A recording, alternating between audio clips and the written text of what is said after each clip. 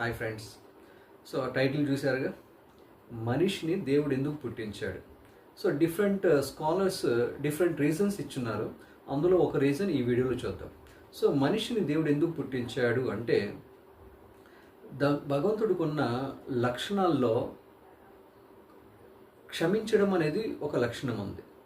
Like భగవంతుడు అమితంగా ప్రేమించేవాడు, భగవంతుడు మహాకోపిష్టి, అదేవిధంగా భగవంతుడు అమితంగా క్షమించేవాడు. మరి క్షమాపణ అనేది అతనిలో ఆ గుణం ఏదైతే ఉందో అది ఎవరి పట్ల చూపించాలి.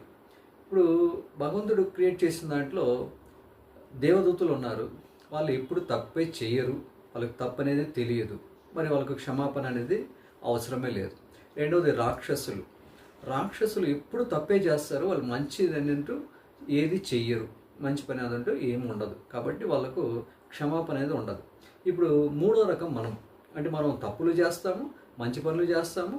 కాబట్టి తప్పు చేసిన తర్వాత మనం ఆ భగవంతుడిని క్షమాపణ కోరుకుంటే ఖచ్చితంగా అతను క్షమిస్తాడు. కాబట్టి ఈ క్షమాపణ అనే అవకాశం కేవలం మనిషికి ఒకటికే ఉంది. కాబట్టి ఆ భగవంతుడి లక్షణంలో ఇది పూర్తి చేసుకోవాలంటే మనిషిని పుట్టించాడు.